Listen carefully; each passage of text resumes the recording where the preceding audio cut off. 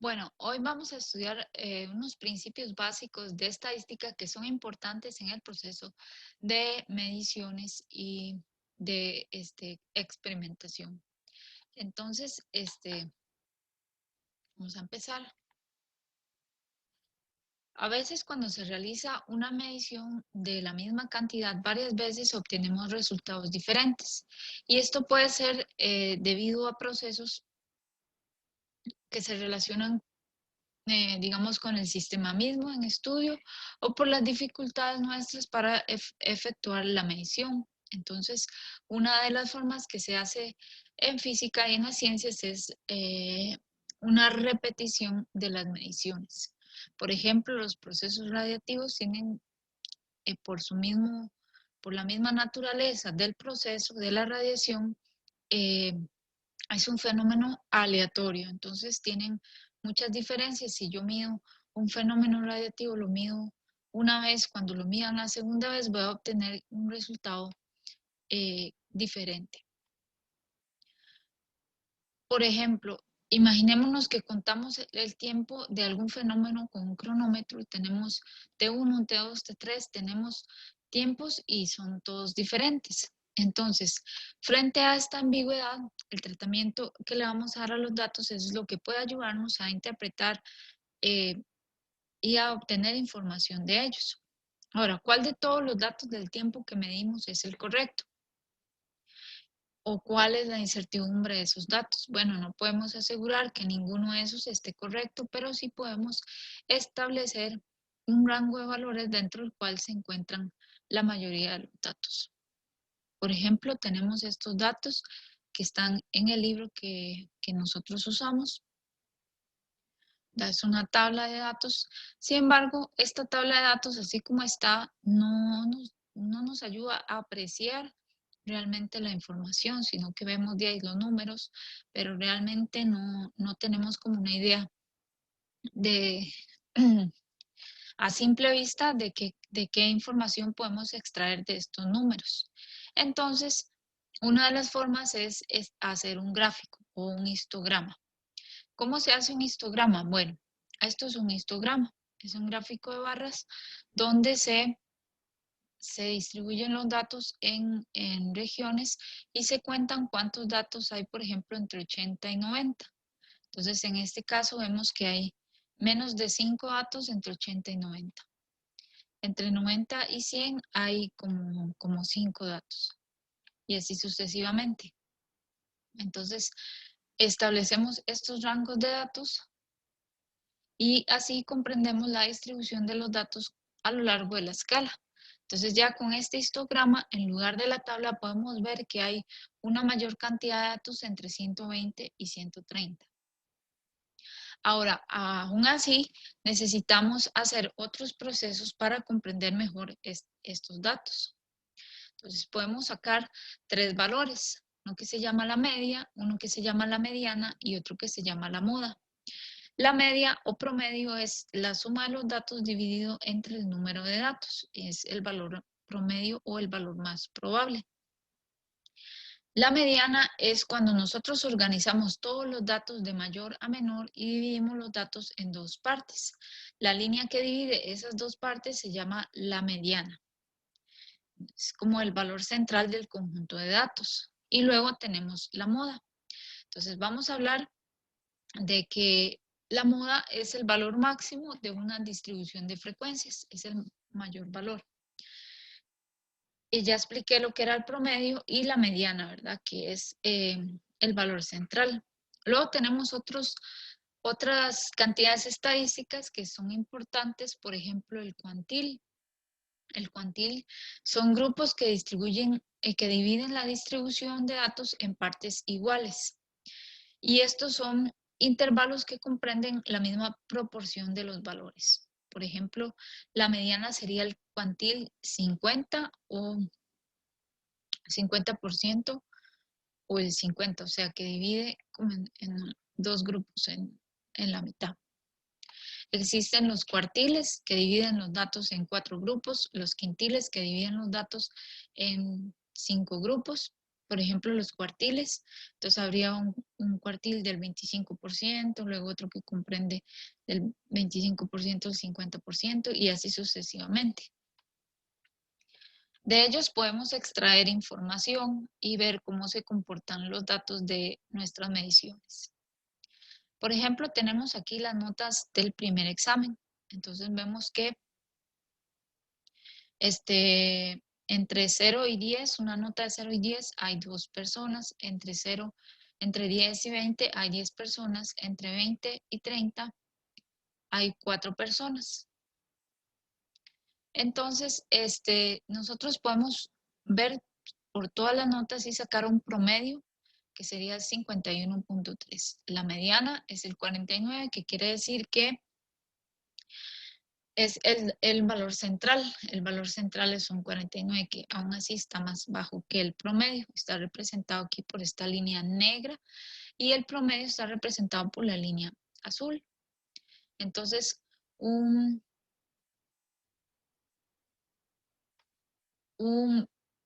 cuantil del 25% es igual a 30 estudiantes. Una nota de 30, perdón. Ahora, el cuantil del 75% tiene una nota igual al 72.5, o sea, el 75% de los datos tienen una nota de 72.5. Ahora, nosotros podemos encontrar que muchas de las mediciones físicas tienen una estrecha correspondencia con los fundamentos teóricos de la distribución gaussiana. La distribución gaussiana es una distribución simétrica, que quiere decir que el lado izquierdo, perdón, es igual al lado derecho de la distribución. Y los valores de moda, mediana y promedio son iguales. Bueno, por ejemplo, en la distribución anterior, no parece una distribución gaussiana, pero resulta que en física muchos de los procesos físicos tienen ese comportamiento.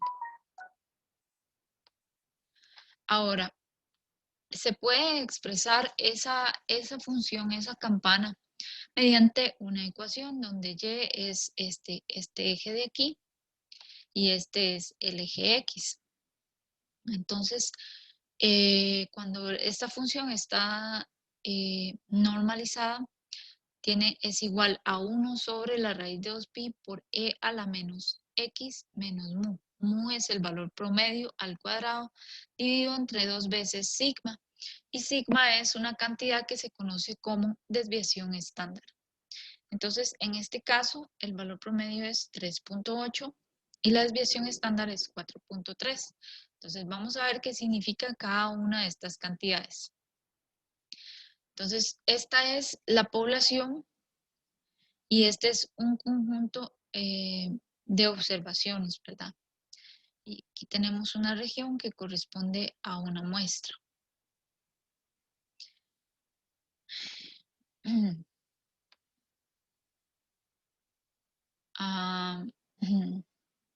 Una distribución con promedio muy igual 0 y con una desviación estándar igual 1 se conoce como una distribución estándar normal. Esta es un caso especial. Ahora vamos a ver las características de esta función. Tiene forma de campana y solo tiene un máximo.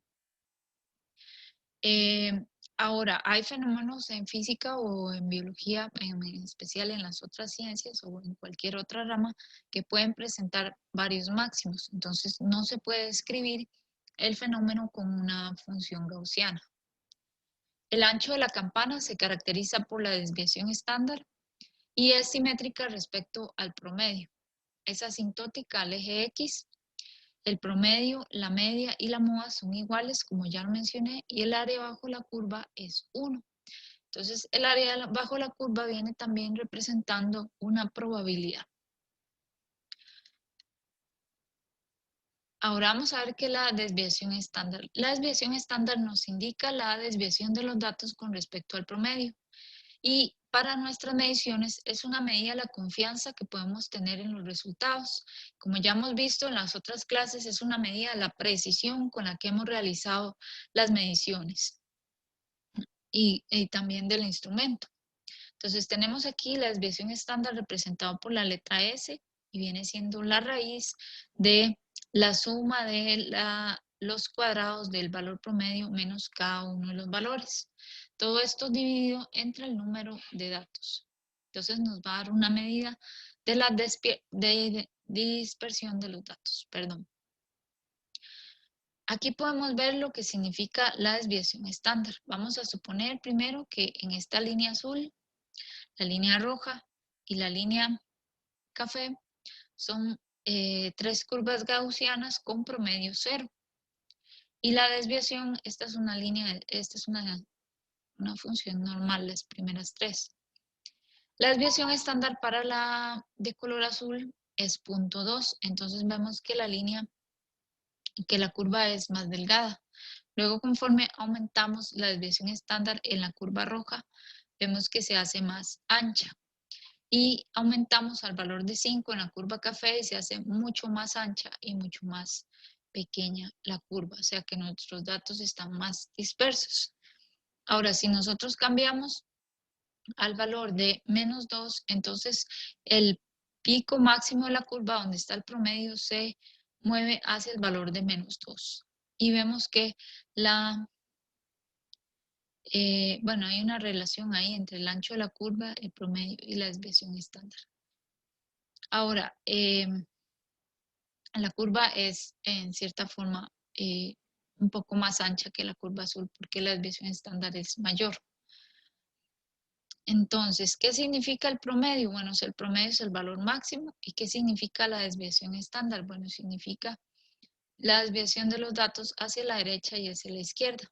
Por ejemplo, una desviación estándar sería en esta región en la que este dato de aquí es el valor promedio más una desviación estándar y este dato de aquí es el promedio menos una desviación estándar, toda esta área bajo la curva significa que el 68% de esta curva está dentro de este intervalo. O sea, el 68% de los datos que hemos adquirido están dentro de este intervalo.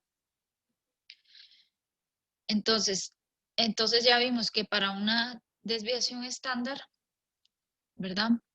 Con respecto al valor central, el 68.26% de los datos se encuentran entre el valor medio y más o menos una desviación estándar. Ahora, el 95.44% de los datos de una distribución gaussiana se encuentran entre el valor medio menos 2 desviaciones estándar y el valor medio más 2 desviaciones estándar. Eso es lo que viene significando, digamos, esos datos. Entonces, ahora, ¿cómo vamos a aplicar este concepto? Bueno, si efectuamos una sola medición con nuestro equipo, hay un 68% de que está incluida en el intervalo el valor medio más menos una desviación estándar. Hay un 95% de que está incluida en el intervalo el promedio más menos 2 veces la desviación estándar. En las mediciones reales hay una mejor estimación para la desviación estándar de una muestra que viene dada por este valor que era igual al anterior, pero menos 1. En vez de n es n menos 1. Y la desviación estándar de la media del dato, del valor promedio, sería esta desviación estándar entre la raíz de n. Cuando el número de datos es muy grande, pues esta puede ser n, va a ser casi igual a n menos 1. Por ejemplo, 1000 y 1001 viene siendo casi el mismo resultado. Entonces, cuando tenemos un conjunto de datos estadísticos de una misma medición bajo las mismas condiciones, vamos a expresar el resultado como X más menos esta desviación estándar de ese valor medio. Y así vamos a dar nuestra incertidumbre. Esa va a ser la incertidumbre de nuestro proceso experimental cuando repetimos muchas veces una medición para disminuir el error aleatorio de la misma. Ahora, ¿qué debemos hacer con la desviación estándar de valores calculados? Por ejemplo, que nosotros midamos n veces un voltaje y n veces una corriente, y entonces calculamos los valores promedios del voltaje y de la corriente y sus respectivas desviaciones estándar. Entonces ya tenemos el valor, la desviación estándar, digamos, como el valor de la desviación estándar entre la raíz de n, y así sacamos la incertidumbre, o sea, del voltaje y de la corriente. Y entonces queremos calcular el valor, queremos calcular la resistencia con los valores de V e I. ¿Cuál es la desviación estándar? Bueno, entonces nosotros sabemos que la resistencia se expresa como V sobre I. Depende tanto de V como de I. Entonces, vamos a sacar el valor de R a partir de los valores promedios de V y de I. Y vamos a sacar su incertidumbre a partir de calcular la derivada, por ejemplo, la derivada parcial de R con respecto a V, que sería 1 sobre I, usando el valor promedio. Y queremos sacar también entonces esta derivada de aquí. La derivada de R con respecto a I.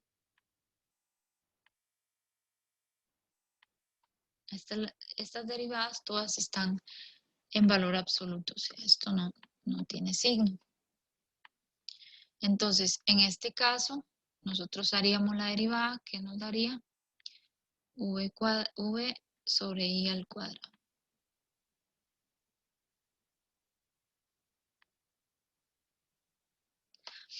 Estos son los valores, sacando aquí el valor medio y el valor medio de estos son los valores que debemos poner aquí y aquí, y luego elevar al cuadrado y usar las respectivas desviaciones estándar de en este caso del voltaje, en este caso de la corriente. Entonces, esa es la fórmula que debemos usar para sacar la incertidumbre de unas medidas, de un valor calculado.